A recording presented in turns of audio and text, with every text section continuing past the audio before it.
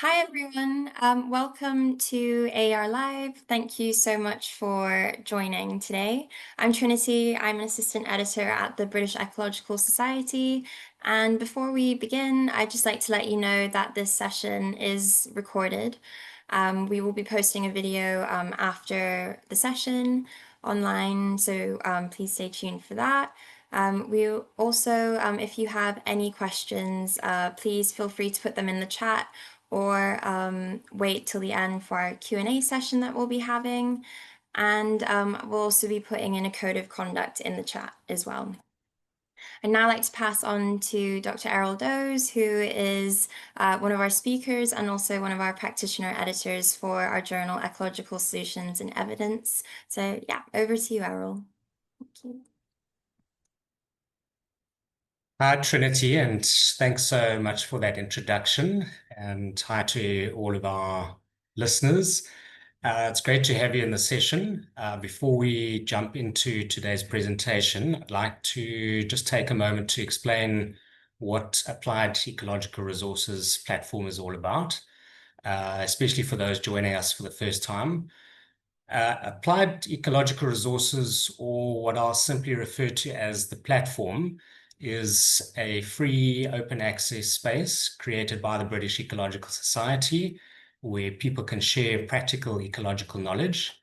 It brings together case studies, management reports, data sets, policy briefs, theses, and conference papers. Essentially all the useful applied work that often never reaches traditional journals, but can make a real difference on the ground. So the idea is simple: to make the evidence and experience from ecological practice discoverable, citable, and freely available, so that practitioners, researchers, and decision makers can learn from each other. You can explore the online platform. There's no paywall, and anyone can upload material, whether it's a community restoration report or a national scale monitoring summary. It's part of the British Ecological Society's commitment to bridging the gap between science, policy, and practice, something that today's session really aims to showcase. So with that bit of context, let me set out the scene for our session today.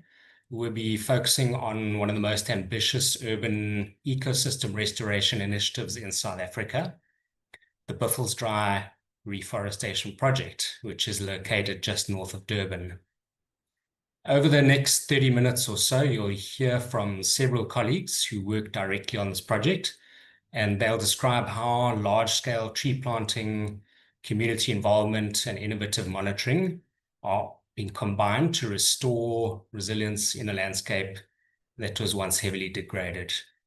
So we'll look at the social side, how local residents are involved through what we call the Treepreneur program. We'll look at the ecological side, including fire management and biodiversity research.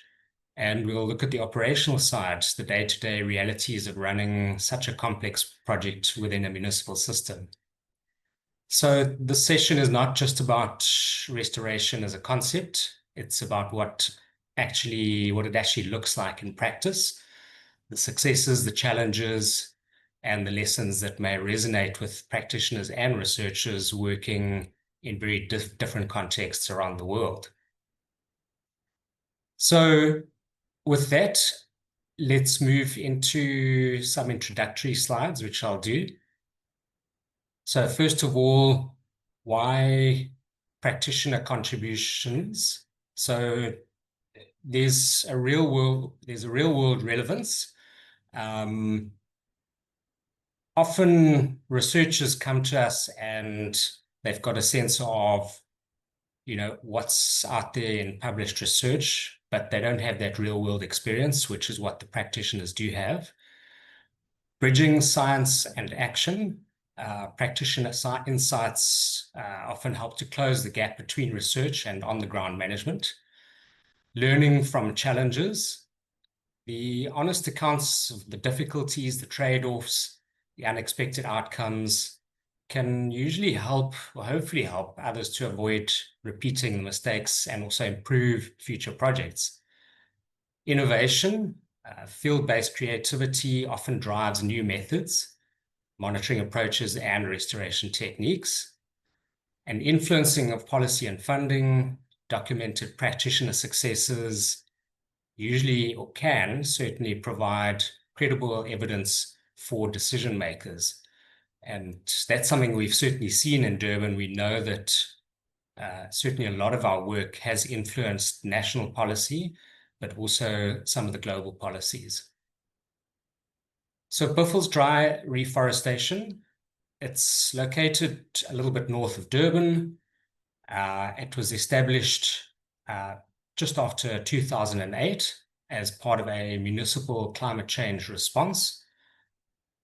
It's mostly been about restoring degraded sugarcane lands back to indigenous forest, as well as some patches of grassland.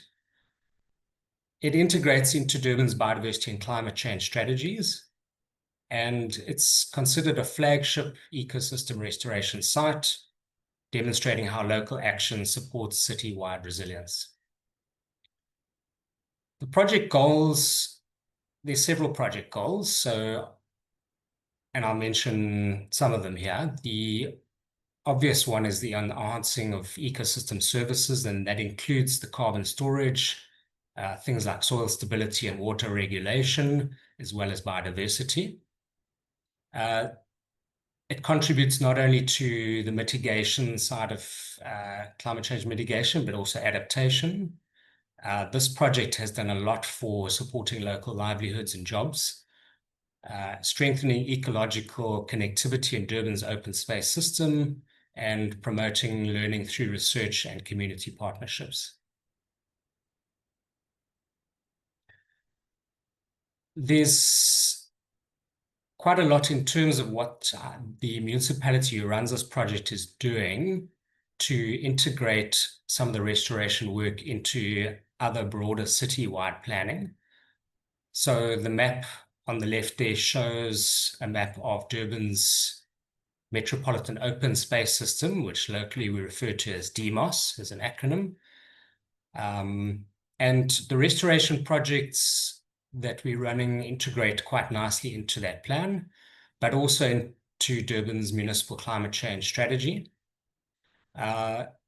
They are recognized under the Community Ecosystem-Based Adaptation Program.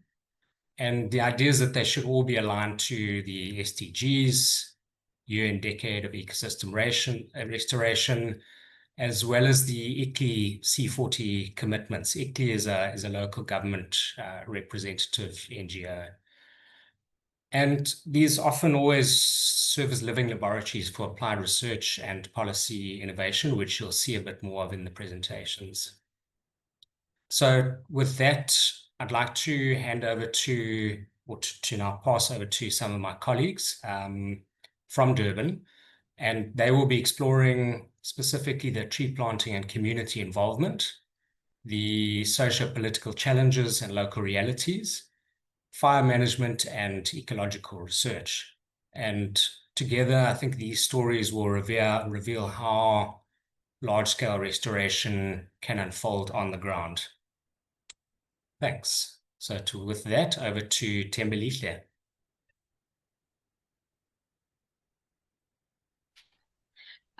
Thanks, Errol, and good afternoon. It's afternoon in South Africa. I'm not sure about our audience, but good afternoon to everyone. I'll be taking you through the contribution or the role of communities in the Community Reforestation Project here in Durban.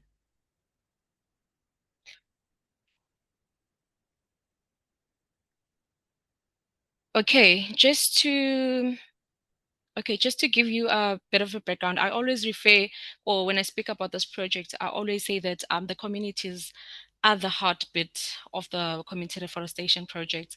I'm hoping that by the time or by the end of the session, people will understand why I would call them the heart of this project, because that's how vital they have been in the implementation of this particular project. So I'm going to be speaking to you about how they actually got involved. The municipality, which is the eThekwini municipality, actually appointed a service provider by the name of Wild Trust. which was responsible to implement the community reforestation project. So what the agent did, or was it, the responsibility of the agent initially was to liaise with the communities, including the community leaders, in terms of looking or identifying people that are unemployed in the communities that are adjacent to the project that would be willing to contribute or be part of this project. Then they would train them in identifying local indigenous trees, how to collect their seeds, propagate these seeds in their homes, whereby they now have their nurseries in their respective homes. They'll be growing these trees up to the size of 30 centimeters long, and then they would trade them to the municipality in exchange of credit notes. And then those our growers will then use those credit notes in exchange of food.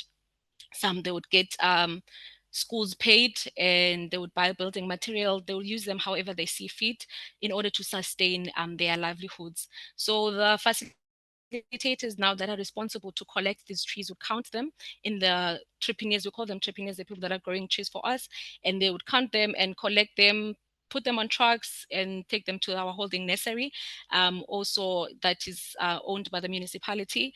That's where they now are being taken care of by the nursery team and being prepared for planting. So the cycle continues throughout.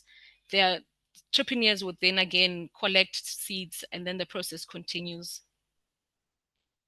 So once now they reach the nursery, they are received in plastic bottles, of which the entrepreneurs use to plant the trees, and then they will be transplanted into 5-liter plastic bags, and they are stored in the nursery. We have a nursery team that is responsible now to water and do weeding, and they also do propagation of seeds, and they're just responsible for the operations and the management of the nursery, taking care of the trees that are coming from this nursery and those that they propagate on site, getting them ready to be prepared get them prepared for planting.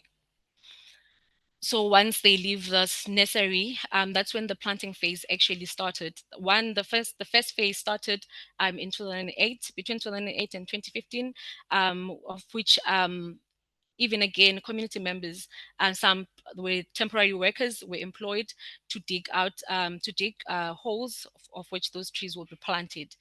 And 1,000 trees per hectare back in the days would be planted in upslope areas, and 2,000 trees would be planted in riparian areas. Within that phase, 51 local indigenous tree species were planted for the first phase. With the help of Research Institute and students being involved in this project, evaluations were conducted, research to determine or to investigate how the progress of this project and if it's working out, and recommendations were made that for the secondary reforestation project, a range of plant species must be included for the forest to actually resemble a natural forest and an undisturbed forest, in order to attract wildlife as well. So for the secondary phase of our reforestation, now the species like your climbers, understory species, shrubs were also included as part of the tree planting of this project. And from there, they would then we normally distribute, or how do I call it? We normally have our site divided into management blocks for ease of identification. So that's where we have our plants planted. The first and second map on the top of my slide, they show in planting phases in different respective blocks, and the secondary phase as well. And the bottom pictures would then show one of the blocks, a close-up view of one of the management blocks before planting, and how it looks like now over time. I think we have been lucky enough to say that over the number of trees that we have planted, we have seen a number of trees surviving. About 90% of the trees would survive from the planting, and then for those that did not survive, would then replace them with whatever we have from the nurseries. But the challenges we have had so far with the trees, with this project, is that we have invasive alien plants that are very much established now in our project. They've been very problematic, widely distributed throughout the site, but we also have teams also employed from our communities responsible mainly for the invasive alien plant control here on site, which is also part of creating more jobs from the communities. That's also forms part of their involvement as well. And controlling one of those, the alien invasive species, we do have a site auditor that is an external, that is appointed externally, is responsible to audit the compliance of the teams at work. They will be checking on the ecological data, the species that are being controlled. If the control measures are compliant with the national regulations, they'll be looking at the IAP control status of the trees that are being, of the alien invasive species that are being controlled, the control methods that are being applied, if they are correct. They'll also look at the environmental health and safety. There's the vehicles, tools and equipment that are being used, the general health and safety for the protective clothing that is being used, herbicide application, if it's being used correctly, using the correct dosage.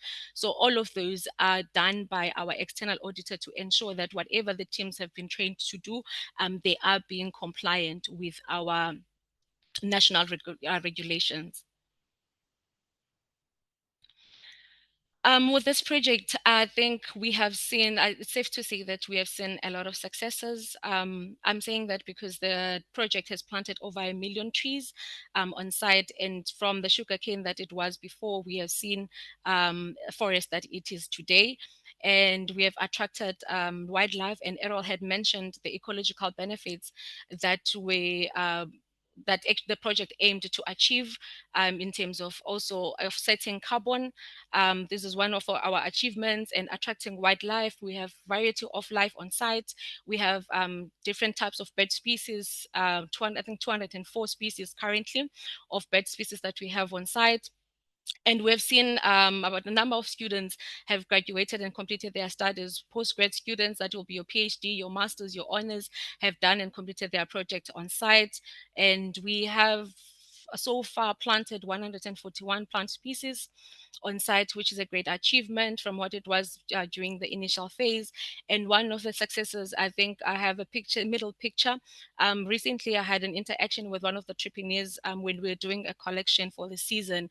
And this woman really showed appreciation to the municipality, sharing how she has actually built this house from just growing trees for the municipality. And she was saying that she's never worked anywhere, but whatever she has achieved in her household, being able to sustain her livelihood and the family, and being able to build that house, was because she has grown trees and traded them to the municipality. So I would say those are one of the greatest successes, to be able to put bread on people's tables and families on site. So on our communities, and be able to create jobs. The project has supported about 500 to 600 entrepreneurs that are growing trees for the municipality, and we have seen a lot of wildlife. So I think those are great successes that we have seen, and a number of jobs have been created, and some small businesses as well, which contributes to our economic growth, have been initiated through this project.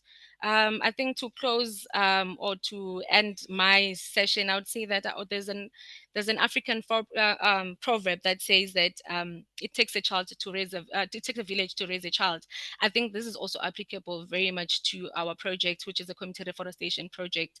It didn't take the entire only the municipality, but it took our community members, community leaders, universities, and external funders, departments, and everyone involved to get this project where it is today.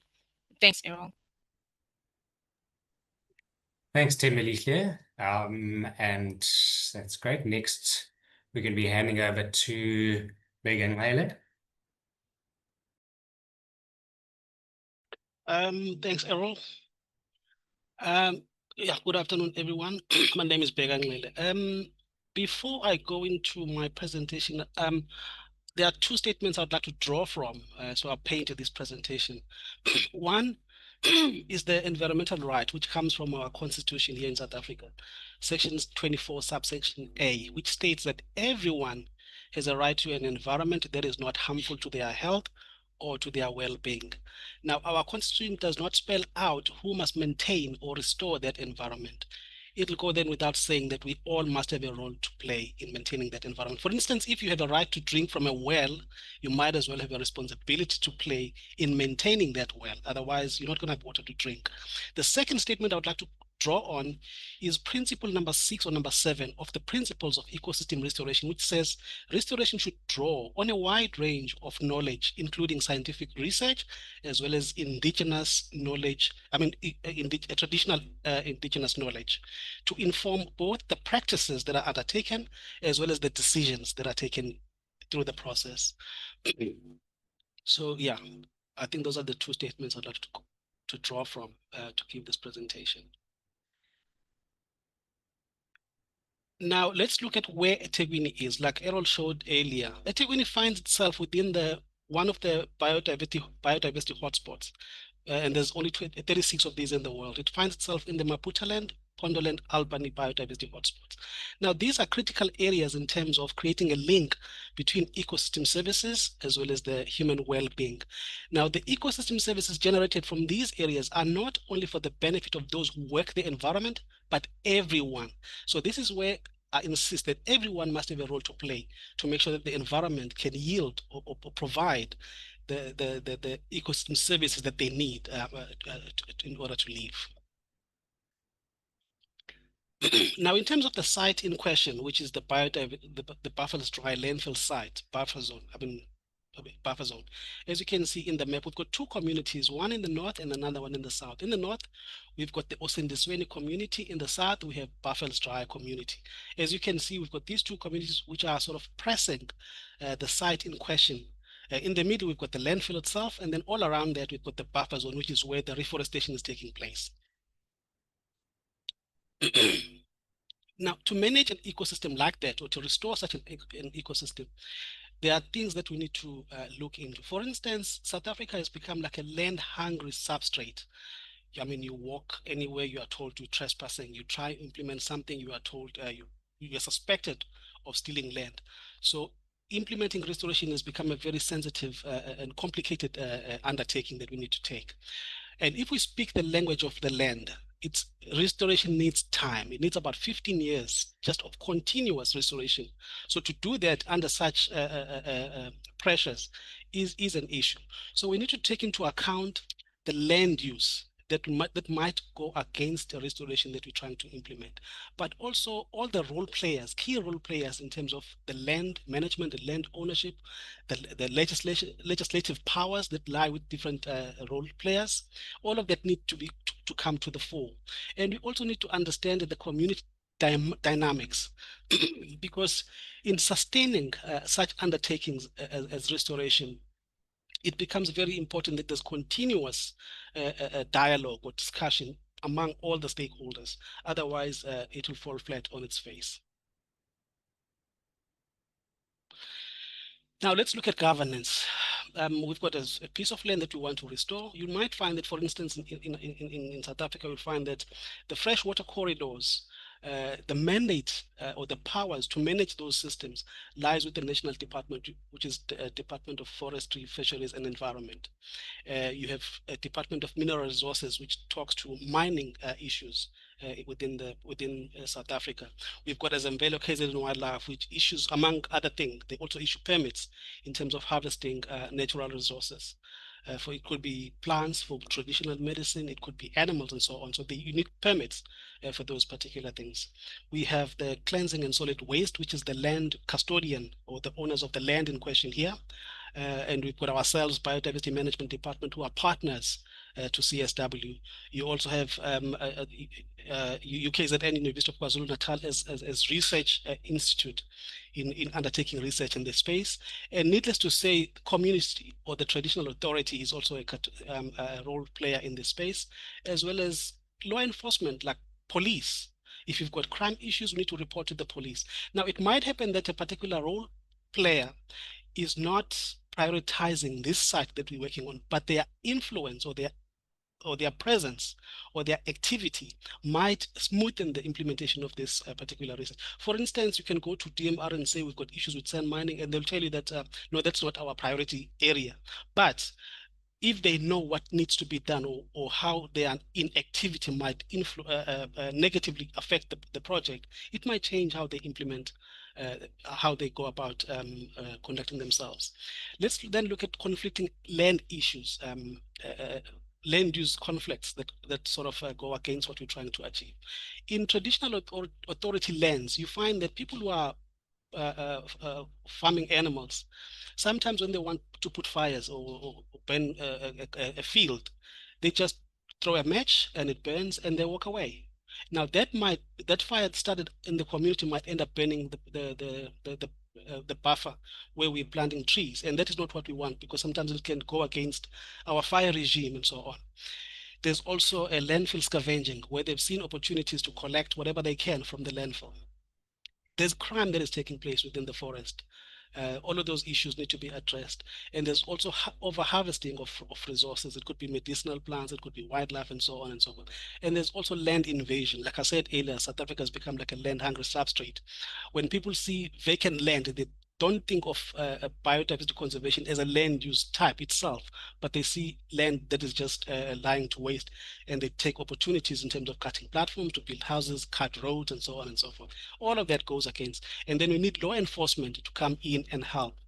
And to circumvent that, sometimes we need continuous community awareness and engagement or advocacy to make sure that people understand what we're trying to achieve by restoring the land.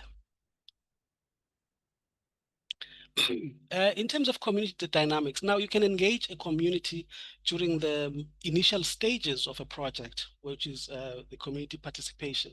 But if you do that only once, over time you find that people sort of forget what you said and so on and so forth. Some of the challenges we've come across is at the beginning of a project, we'll sign a contract, an agreement with the traditional authority, but over time you find that they deviate from what we agreed upon, and all of those then become challenges for us. For instance, there could be livestock incursions, whereas in the beginning you might have said livestock grazing will not be compatible with what we're trying to achieve. There's waste scavenging, like I said, and there's also land claims, illegal dumping and hunting, where you find people avoiding to go through the landfill and paying the well bill and so on. They end up just throwing waste anywhere within the buffer, which is totally against what we're trying to achieve. There's hunting of fauna that takes place within the space. There's also sand mining in the rivers and so on. So all of that takes away the substrate that we're trying to restore, and then yeah, the addressing that needs us to call on DMR and so on. But if it's not a priority to them, then it becomes a challenge, because all the powers are not with one institution that is managing the land. You find that some other mandates or powers lie with another stakeholder elsewhere. So I believe what we probably lacking is the effective community participation. By effective community participation, I mean participation where we're not only going to communities to tell them what we're going to be doing, but also engaging them and allowing them space where they can project their perspectives about the proposed interventions and so on, so that we also go through challenges that we might face and co-create solutions how to address those particular issues. And I also feel that at times we need to give visual aids, because when we speak to communities, sometimes there's language barrier. You can try and communicate in their own language, but only to find that the vocabulary does not allow for certain concepts to be thoroughly expressed in the mother tongue or whatever. So we lose people in the process. So maybe if we can use visual aids so that people begin to understand what we're aiming towards. For instance, if there's going to be a mall, you often see the coming soon pictures that are projected to say this is how eventually it would look like.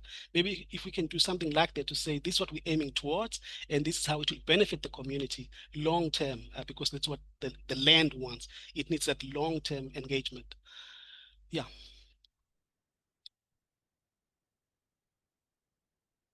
In ending, Now, if culture is the art and customs that we use to define who we are, not only in relation to others, but also in relation to the natural environment from which we derive these ecosystem services, we might as well make ecosystem restoration a lifestyle, because it has to be. Thank you.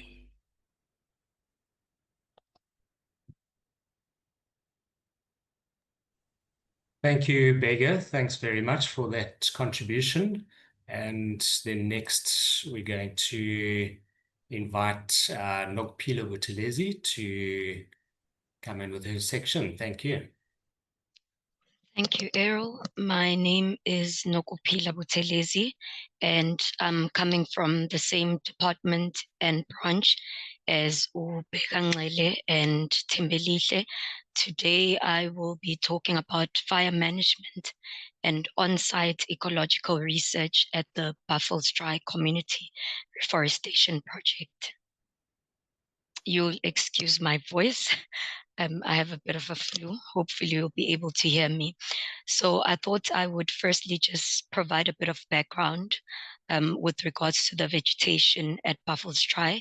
The buffer zone where our project is implemented is characterized by a mosaic patches of indigenous forest, woodlands, as well as grasslands.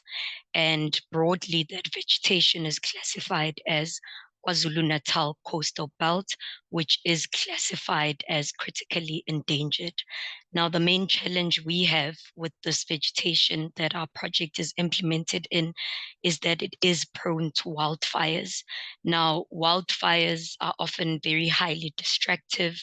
They can result from natural causes, but they can also result from human-caused accidents. So simply as someone just throwing a cigarette and a fire starts, or you have community members that are burning unplanned fires for preparing the land for grazing, or just deliberate acts of arson on site.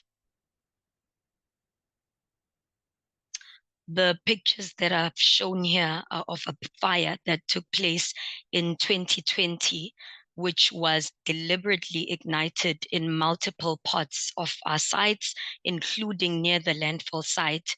The municipal fire department, as well as our contractors, battled this fire, I think, for over 2 days, if I'm not mistaken. And there was a lot of damage, especially to infrastructure on sites. So there were vehicles that were burned, fences were damaged. The restored areas, especially the younger trees, were also damaged. And I think for us, this event actually highlighted the real and ongoing wildfire risk in the landscape and the importance of proactive fire management. Now, in terms of why fire management matters in Buffelsdraai, I'm sure you can see one of the reasons from the pictures that I've shown in the previous slides, but some of the reasons include maintaining the grassland patches between the forest and ensuring that we prevent bush encroachment on site. We want to ensure that we reduce risk reduction.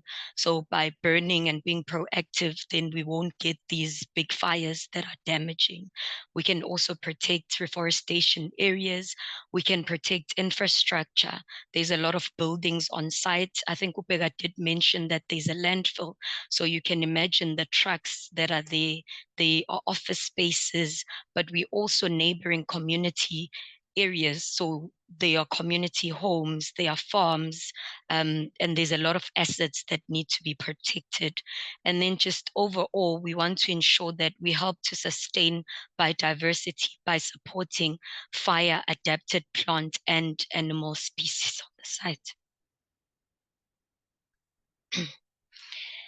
And then fire management strategies that we are implementing on site. So we do try and ensure that tracer belts or fire breaks are cut and they are maintained around all the planted areas. And just to assist with reducing the fuel loads on site, we also then undertake prescribed burning, where we burn block burns as well as fire breaks. And for us to prioritize which areas we're burning in that particular fire season, then we'd use the felt condition assessment to identify priority areas, or to look at areas with high fuel loads and then prioritize those areas. Once that's done, then we need to draw up a burning schedule for the fire season. We need a well-trained team on site. We need to ensure that we have the correct equipment for the burning, and we need to ensure that on the day of the burning, the weather conditions are suitable for the burn. And we do that by contacting our fire department to give us the fire danger index for the day for the burn to take place. And then moving on to some of the ecological research and biodiversity monitoring on site. So we do have ongoing research on site. I think my colleagues have touched on some of the research that's being undertaken. And just to name a few, they are biodiversity assessments. So Errol mentioned initially that one of the objectives of the project was to ensure that we increase or grow the biodiversity on site. So the purpose of these assessments are then to check if indeed biodiversity is growing on site, if we have more bird species, if we are identifying new species that we haven't seen in previous years. And then we also have a team doing carbon research. So just to respond to one of the objectives, which were that we would sequester carbon. And there's also iNaturalist. So we do host a lot of BioBlitz on site, where we invite researchers, community members, and some of our colleagues to actually BioBlitz and identify and record species on the site. We also have the Project Life Plan, which is a global sampling initiative that the municipality joined a few years ago, which I will speak about in the next slide. Sorry, Errol, if we could go back to the previous slide.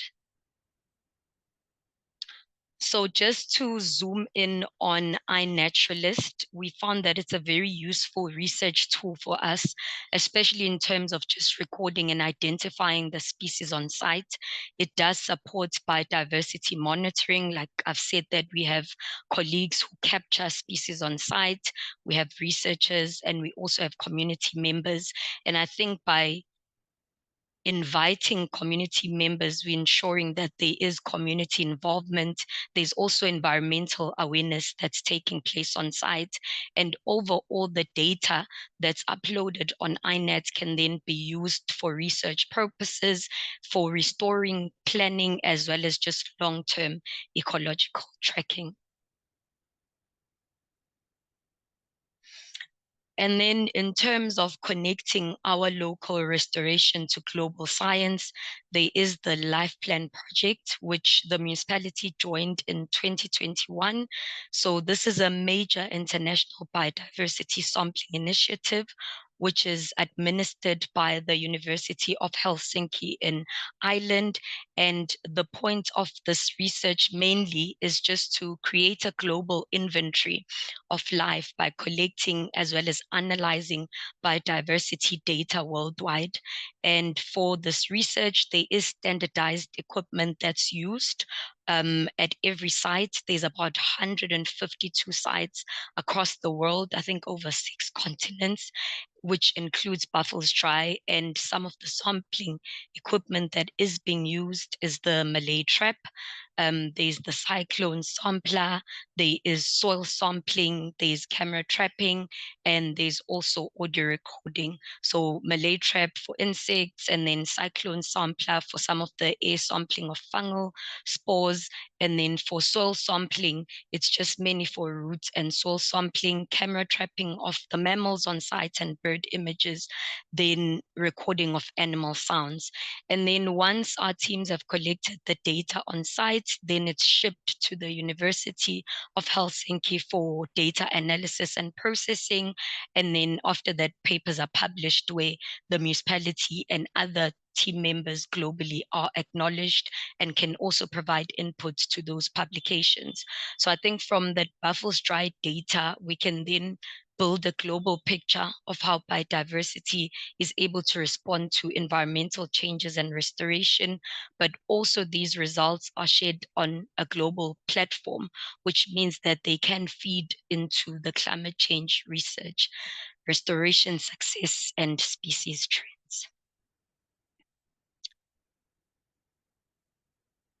And then also just continuing on Project Life Plan, these are some of the outcomes. So the article on my left-hand side, which is exploring local biodiversity trends. This is just a popular article which we published in our local magazine known as Tola Magazine. It was to raise awareness about the project so that people in Durban are aware of it. And on the right-hand side, you can see the journal which was published in Nature, Ecology and Evolution. The name of the publication is Human Contributions to Global Soundscapes Are Less Predictable Than Acoustic Rhythms of Wildlife, which was just to understand how wildlife and human sounds shape the global soundscape.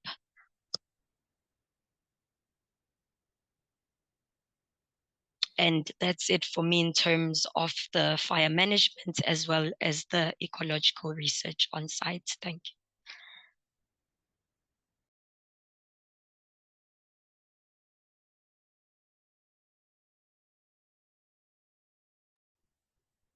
Thanks, Nokuphila. Thanks very much for that contribution. And so I'm now going to just go through some final thoughts from my side. We've heard from 3 of the practitioners here in Durban, and let's take a little bit of time just to reflect on what we've heard and how that is maybe of use or what we can take away from it. So one of the things I wanted to touch on was the operational realities, and I think this is something that's not specific to any one particular project. I think you can go around the world and you can look at any ecosystem restoration or conservation project, and one can have similar operational realities. And there can be things like your limitations and challenges, examples being funding cycles, and that's something we certainly see in the municipality, which and it would be in any government where there is a financial year cycle, and often there's a limit on the time that you can commit to a particular project, and you have to go back and get approval after a couple of years or 3 years. So you need to be able to ensure that if your project is a long-term project, you've got to be able to maintain that momentum and go back and get support from leadership to ensure that you keep getting funding. Procurement systems can be complex and very time-consuming, so you need to have a good understanding of procurement. Again, if you're going to be able to deliver a project like this one. Once you get through procurement and you appoint a contractor, that can be another challenge. But if you get if you get a good contractor, it can often be one of your best successes. But if you're needing to change contractors, there may be issues around ensuring the continuity of what you're wanting to achieve on the site. And then the last point there around infrastructure upkeep, I think is perhaps a given. If you have buildings, roads, vehicles, and certainly at Buffelsdraai, that's something that we do see where we've got all of those. We need to ensure that tractors are working, 4x4 vehicles are working, the water in the building or in the tree storage areas or in the planting areas is not running out, the pipes aren't leaking. So those could all be challenges that need to be thought about, planned, budgeted for. And I think what's really important is this ability for the concept of adaptive management. So be able to tackle challenges as they arise and certainly within an organization, to be able to know who to call or who to contact. It may be a different department altogether that needs to come in and assist with a particular aspect. But generic items that are sort of environmental might be things like drought, invasive species, and the social pressures. And these are the things that I think my colleagues have touched on. And it's having a good understanding of those things that it helps us to achieve and to deliver on a project like this. So lessons for practitioners. If you're a practitioner and wanting to have some items to take away, I'd say building strong institutional support early on, and that includes getting support from leadership. It might be your immediate superiors, it might be politicians, it might be leaders right at the top of the organization. You need to foster those multi-stakeholder partnerships, and I think several of the team in their contributions earlier have touched on this. Whether it's service providers, whether it's non-government organizations, funders, you've got to be able to maintain and foster those good relationships if you're going to succeed. And certainly that's the case when you're working with communities. So you've got to be flexible. You've got to invest in some sort of monitoring and data capture, and hopefully analysis of that data to help guide your decision-making processes. And of course, remember to celebrate the small wins. If you're working with a team on a long-term project, you've got to be able to look at where you've succeeded and make time to celebrate and, I suppose, crack the champagne in that sense. Those things are important, and reward people where they've also gone beyond the call of duty, I think, is really important. So let's touch briefly on that research practice interface.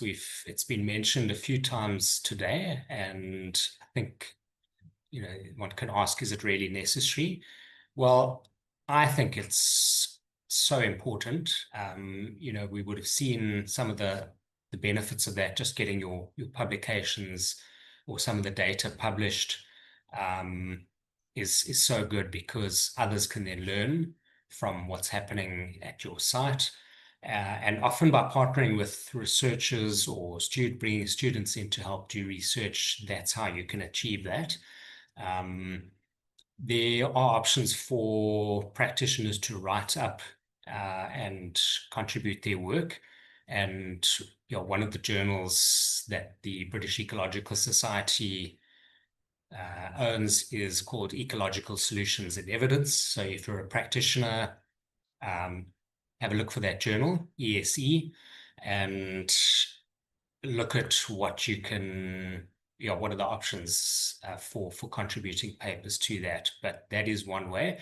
But if you feel worried about publishing, then it's brilliant to actually partner with a researcher or a research team or institution.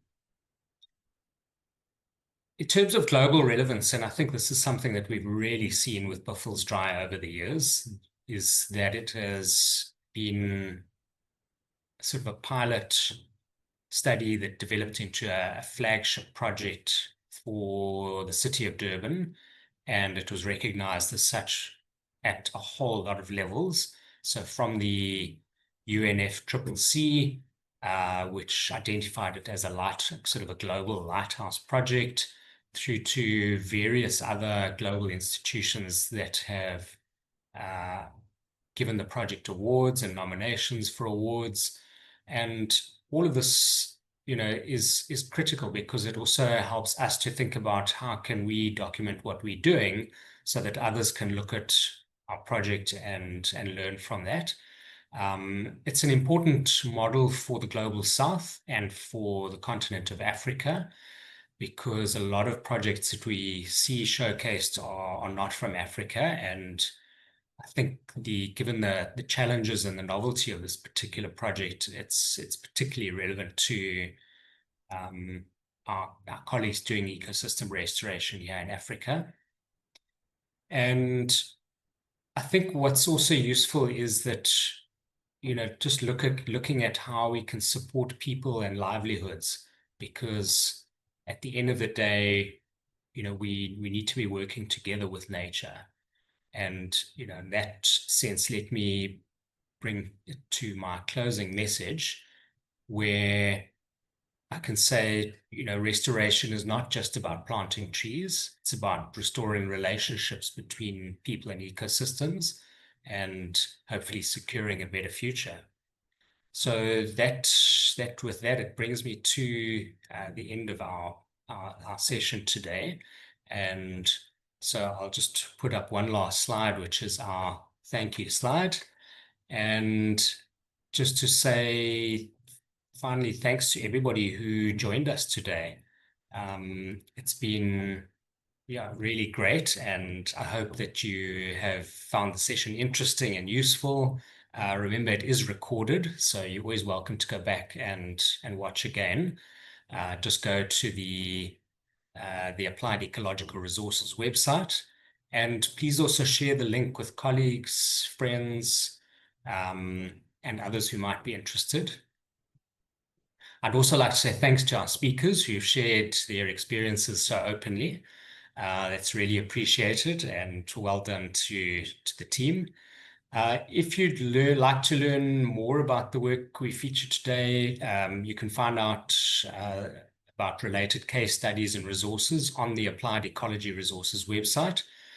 Just search for the Buffelsdraai Reforestation Project. And also consider sharing your own restoration and management stories on the platform. Remember, the platform thrives on practitioner contributions, so every report or data set adds to the collective evidence base. And if you're feeling up to publishing, get in touch with me. I'm the practitioner editor for Ecological Solutions and Evidence Journal, and happy to provide guidance on how you can contribute if you do have a paper you'd like to add. So thanks again for being part of the session, and for everything that all of you do to help connect ecological science and practice. Thank you.